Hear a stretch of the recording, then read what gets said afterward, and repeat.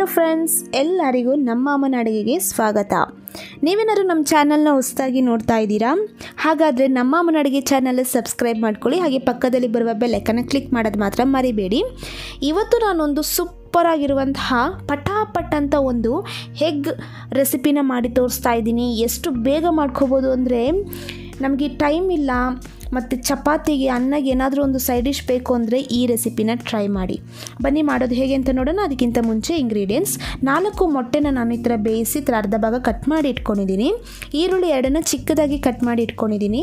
ಅಚ್ಕಾರದ ಪುಡಿ 1 tea spoon, ಅರಿಶಿನ ಪುಡಿ ಅರ್ಧ ಟೀ ಸ್ಪೂನ್, ಗರಂ ಮಸಾಲ ಅರ್ಧ ಟೀ ಸ್ಪೂನ್, ಕಾಳುಮೆಣಸು 1 ಟೇಬಲ್ ಸ್ಪೂನ್, ಜೀರಿಗೆ 1 ಟೇಬಲ್ ಸ್ಪೂನ್, ಹಾಗೆಯೇ ಸೋಂಪು ಸಹ 1 ಟೇಬಲ್ ಸ್ಪೂನ್ ತಗೊಂಡಿದ್ದೀನಿ.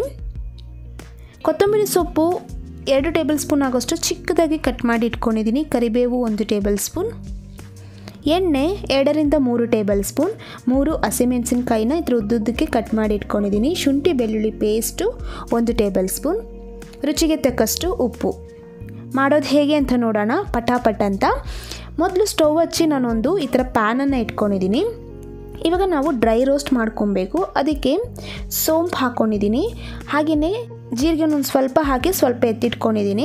ಹಾಗೆಯೇ ಕಾಳುಮೆಣಸು ಹಾಕ್ಕೊಂಡು ಲೈಟಾಗಿ ಫ್ರೈ ಮಾಡ್ಕೊಳ್ಳಿ. ಜಾಸ್ತಿ ಫ್ರೈ ಮಾಡೋಕ್ಕೆ ಹೋಗಬೇಡಿ. ಲೈಟ್ ಒಂದು 10 to 15 ಸೆಕೆಂಡ್ಸು ನಾವು ಲೋ ಫ್ಲೇಮಲ್ಲಿ ಫ್ರೈ ಮಾಡಿಕೊಂಡ್ರೆ ಸಾಕಾಗುತ್ತೆ. ಇವಾಗ ಇದೆಲ್ಲ ಫ್ರೈ ಮಾಡ್ಕೊಂಡಿದ್ದಾದಮೇಲೆ ಈ ಥರ ಕುಟಾಣಿ ಬರುತ್ತಲ್ಲ, ಇದರಲ್ಲಿ ಇದೆಲ್ಲ ಹಾಕ್ಕೊಂಡು ನಾವು ಇದನ್ನು ಪೌಡರ್ ರೀತಿ ಮಾಡ್ಕೋಬೇಕಾಗುತ್ತೆ. ಇವಾಗ ಇದನ್ನು ನಾನು ಚೆನ್ನಾಗಿ ಇದೇ ಥರನೇ ಪೌಡರ್ ರೀತಿ ಮಾಡ್ಕೊತೀನಿ. ನೀವು ಮಿಕ್ಸಿ ಜಾರಲ್ಲೂ ಸಹ ಪೌಡರ್ ಮಾಡ್ಕೋಬೋದು. ಇಲ್ಲಿ ಸ್ವಲ್ಪ ಇರೋದ್ರಿಂದ ನಾನು ಇದೇ ಥರನೇ ಪೌಡರ್ ಮಾಡ್ಕೊಂಡಿದ್ದೀನಿ. ನೋಡಿದ್ರಲ್ಲ, ಈ ರೀತಿ ಪೌಡರ್ ಆದರೆ ಸಾಕಾಗುತ್ತೆ. ಇವಾಗ ಇದೆಲ್ಲ ರೆಡಿಯಾಗಿದೆ. ಇವಾಗ ನಾನು ಅದೇ ಪ್ಯಾನಿಗೆ ಸ್ವಲ್ಪ ಎಣ್ಣೆನ ಹಾಕ್ಕೊತಾ ಇದ್ದೀನಿ. ಎಣ್ಣೆ ಹಾಕ್ಕೊಂಡಿದ್ದಾದಮೇಲೆ ನಾನಿಲ್ಲಿ ಮೊಟ್ಟೆನ ನಾನು ಮೊದಲೇ ಬೇಯಿಸಿ ಇಟ್ಕೊಂಡಿದ್ದೆ. 4 ಮೊಟ್ಟೆನ ಬೇಯಿಸಿ ಈ ಥರ ಅರ್ಧ ಭಾಗ ಕಟ್ ಮಾಡಿ ಇಟ್ಕೊಂಡಿದ್ದೆ. ಇವಾಗ ಮೊಟ್ಟೆನೆಲ್ಲ ನಾನು ಈ ರೀತಿ ಹಾಕ್ಕೊಂಡಿದ್ದೀನಿ. ಈ ರೀತಿ ಹಾಕಿದ್ಮೇಲೆ ಇದನ್ನು ನಾವು ಫ್ರೈ ಮಾಡ್ಕೋಬೇಕಾಗುತ್ತೆ. ಅದಕ್ಕೊಂದು ಸ್ವಲ್ಪ ಉಪ್ಪನ್ನು ಹಾಕ್ಕೊಂಡಿದ್ದೀನಿ, ಜಾಸ್ತಿ ಹಾಕೋಕ್ಕೆ ಹೋಗಬೇಡಿ. ಹಾಗೆಯೇ ಅರಿಶಿನ ಪುಡಿನ ಹಾಕ್ಕೊಂಡಿದ್ದೀನಿ ಮತ್ತು ಅಚ್ಕಾರದ ಪುಡಿ ನಾನು ಪೂರ್ತಿಯಾಗಿ ಇಲ್ಲೇ ಹಾಕ್ಕೊತಾ ಇದ್ದೀನಿ. ಇಷ್ಟು ಹಾಕ್ಕೊಂಡಿದ್ದಾದಮೇಲೆ ಇದನ್ನು ಲೈಟಾಗಿ ನಾವು ಹಾಗೇ ಮಿಕ್ಸ್ ಮಾಡ್ಕೋಬೇಕಾಗುತ್ತೆ. ನೋಡಿದ್ರಲ್ಲ, ಈ ರೀತಿಯೇ ಚೆನ್ನಾಗಿ ಒಂದು ಸತಿ ಮಿಕ್ಸ್ ಮಾಡ್ಕೊಳ್ಳಿ. ಇದೆಲ್ಲ ಮಸಾಲೆ ಎಲ್ಲ ಚೆನ್ನಾಗಿ ಮೊಟ್ಟೆ ಒಳಗಡೆ ಹಿಡಿಯುತ್ತೆ. ಇವಾಗ ಈ ಥರ ಸ್ಪೂನ್ ಸಹಾಯದಿಂದ ಈ ಥರ ನಾವು ತಿರ್ಸಿ ಹಾಕೋಬೇಕಾಗುತ್ತೆ. ಅಂದರೆ ಒಂದು ಸ್ವಲ್ಪ ಹೊತ್ತು 1 ನಿಮಿಷ ಲೋ ಫ್ಲೇಮಲ್ಲಿ ಫ್ರೈ ಮಾಡ್ಕೊಂಡಿದ್ದಾದಮೇಲೆ ಇನ್ನೊಂದು ಸೈಡ್ ಹಿಂಗೆ ತಿರ್ಸಿ ಹಾಕ್ಕೊಳ್ಳಿ. ನೋಡಿದ್ರಲ್ಲ, ಮಸಾಲೆಲ್ಲ ಯಾವ ರೀತಿ ಚೆನ್ನಾಗಿ ಹಿಡ್ದಿದೆ ಅಂತ. ಈ ರೀತಿ ಒಂದು ಸ್ವಲ್ಪ ಹೊತ್ತು ನಾನು ಮತ್ತೆ ಒಂದು 30 ಸೆಕೆಂಡ್ಸ್ ಬಿಡ್ತೀನಿ. ಜಾಸ್ತಿ ಹೊತ್ತು ಫ್ರೈ ಮಾಡೋಕ್ಕೆ ಹೋಗಬೇಡಿ. ನೋಡಿದ್ರಲ್ಲ, ಈ ರೀತಿ ಲೈಟಾಗಿ ಕಲರ್ ಚೇಂಜ್ ಆದರೆ ಸಾಕಾಗುತ್ತೆ. ಇವಾಗ ಇದನ್ನೆಲ್ಲ ಪೂರ್ತಿಯಾಗಿ ನಾನು ಸಪ್ರೇಟಾಗಿ ಎತ್ತಿಟ್ಕೊತಾ ಇದ್ದೀನಿ. ಈ ರೀತಿ ಮಾಡೋದ್ರಿಂದ ಟೇಸ್ಟು ತುಂಬಾ ಚೆನ್ನಾಗಿ ಬರುತ್ತೆ. ಇವಾಗ ನಾನು ಅದೇ ಪ್ಯಾನ್ಗೆ ಮತ್ತೆ ಎಣ್ಣೆ ಹಾಕ್ಕೊಂಡಿದ್ದೀನಿ. ಮೊದಲು ಸ್ವಲ್ಪ ಎಣ್ಣೆ ಹಾಕಿದ್ದೆ. ಇವಾಗ ನಾನು ಒಂದು 2 ಟೇಬಲ್ ಸ್ಪೂನ್ ಎಣ್ಣೆ ಹಾಕ್ಕೊಂಡಿದ್ದೀನಿ. ಇವಾಗ ನಾನಿಲ್ಲಿ ಜೀರಿಗೆ ಒಂದು ಸ್ವಲ್ಪ ಎತ್ತಿಟ್ಕೊಂಡಿದ್ನಲ್ಲ, ಜೀರಿಗೆ ಹಾಕ್ಕೊಂಡಿದ್ದೀನಿ. ಒಂದು 1/4 ಟೀ ಸ್ಪೂನ್ ಎತ್ತಿಟ್ಕೊಂಡಿದ್ದೆ ಸಪ್ರೇಟಾಗಿ ಅಷ್ಟೇ.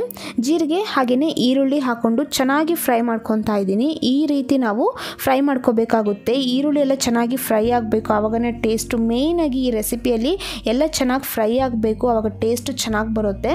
ಹಾಗೆಯೇ ಕರಿಬೇವನ್ನು ಹಾಕ್ಕೊಂಡು ಚೆನ್ನಾಗಿ ಫ್ರೈ ಮಾಡ್ಕೊತಾ ಇದ್ದೀನಿ. ನೋಡಿದ್ರಲ್ಲ, ಈ ರೀತಿಯೆಲ್ಲ ಚೆನ್ನಾಗಿ ಫ್ರೈ ಮಾಡ್ಕೊಂಡಿದ್ದಾದಮೇಲೆ ಶುಂಠಿ ಬೆಳ್ಳುಳ್ಳಿ ಪೇಸ್ಟನ್ನು ಹಾಕ್ಕೊಂಡಿದ್ದೀನಿ. ನಾನಿಲ್ಲಿ ಪೇಸ್ಟ್ ಮಾಡಿಲ್ಲ, ಈ ಥರ ಶುಂಠಿ ಬೆಳ್ಳುಳ್ಳಿ ಅಂತ ಜಜ್ಜಿ ಹಾಕ್ಕೊಂಡಿರೋದು. ಈ ಥರನೂ ನೀವು ಮಾಡ್ಕೋಬೋದು, ಇಲ್ಲಾಂದರೆ ಇದನ್ನ ಪೇಸ್ಟ್ ಸಹ ಮಾಡ್ಕೋಬೋದು. ಯಾಕಂದರೆ ನಮಗೆ ಸ್ವಲ್ಪ ಬೇಕಾಗಿರೋದ್ರಿಂದ ನಾವು ಮಿಕ್ಸಿ ಜಾರಲ್ಲಿ ಪೇಸ್ಟ್ ಎಲ್ಲ ಮಾಡೋಕ್ಕಾಗೋದಿಲ್ಲ. ಅದಕ್ಕೆ ನಾನು ಈ ಥರ ಜಜ್ಜಿ ಹಾಕ್ಕೊಂಡಿದ್ದೀನಿ.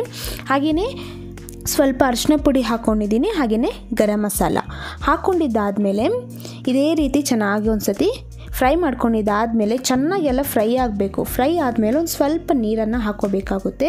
ನೋಡಿದ್ರಲ್ಲ, ಈ ರೀತಿ ನಾನು ನೀರು ಹಾಕ್ಕೊಂಡು ಒಂದು ಸತಿ ಚೆನ್ನಾಗಿ ಮಿಕ್ಸ್ ಮಾಡ್ಕೊಂಡಿದ್ದೀನಿ. ಮೊದಲೇ ನಾನು ಪೌಡರ್ ಮಾಡ್ಕೊಂಡಿದ್ನಲ್ವ, ಸೋಂಪು, ಜೀರಿಗೆ, ಕಾಳುಮೆಣಸು, ಆ ಪೌಡರನ್ನು ಹಾಕ್ಕೊಂಡಿದ್ದೀನಿ. ಹಾಗೆಯೇ ರುಚಿಗೆ ತಕ್ಕಷ್ಟು ಉಪ್ಪನ್ನು ಹಾಕ್ಕೊಂಡು ಒಂದು ಸತಿ ಚೆನ್ನಾಗಿ ಮಿಕ್ಸ್ ಮಾಡಿಕೊಂಡ್ರೆ ನಮಗೊಂದು ಒಳ್ಳೆ ಗ್ರೇವಿ ಸಿಗುತ್ತೆ.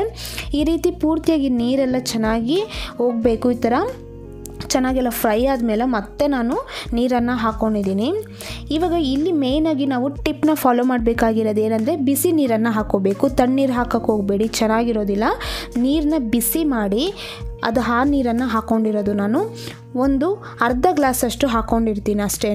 ಆ ನೀರು ಹಾಕ್ಕೊಂಡು ಚೆನ್ನಾಗಿ ಒಂದು ಸತಿ ಮಿಕ್ಸ್ ಮಾಡ್ಕೊಂಡಿದ್ದಾದಮೇಲೆ ನಾನು ಮೊದಲೇ ಮೊಟ್ಟೆನ ಫ್ರೈ ಮಾಡಿ ಇಟ್ಕೊಂಡಿದ್ನಲ್ಲ ಆ ಮೊಟ್ಟೆನ ಹಾಕ್ಕೊತಾ ಇದ್ದೀನಿ. ಇದೇ ರೀತಿ ಹಾಕ್ಬಿಟ್ಟು ಹಸಿಮೆಣಸಿನ್ಕಾಯಿನ ಹಾಕ್ಕೊಂಡಿದ್ದೀನಿ. ಹಾಕ್ಕೊಂಡು ಲೈಟಾಗಿ ಹಿಂಗೆ ನಾವು ಮಿಕ್ಸ್ ಮಾಡ್ಕೋಬೇಕಾಗುತ್ತೆ. ತುಂಬಾ ಚೆನ್ನಾಗಿರುತ್ತೆ. ನೀವು ಚಪಾತಿ, ರೋಟಿ, ಬಿಸಿ ಬಿಸಿ ಅನ್ನದ ಜೊತೆ ಎಲ್ಲದಕ್ಕೊಂದು ಪರ್ಫೆಕ್ಟ್ ಕಾಂಬಿನೇಷನ್ ಇದು. ಗೀ ರೈಸು ಇಲ್ಲಾಂದರೆ ಜೀರಾ ರೈಸ್ ಎಲ್ಲದಕ್ಕೂ ಚೆನ್ನಾಗಿರುತ್ತೆ. ಇವಾಗ ಲಾಸ್ಟಿಗೆ ನೋಡಿ ಕೊತ್ತಂಬರಿ ಸೊಪ್ಪು ಹಾಕ್ಕೊಂಡಿದ್ದೀನಿ.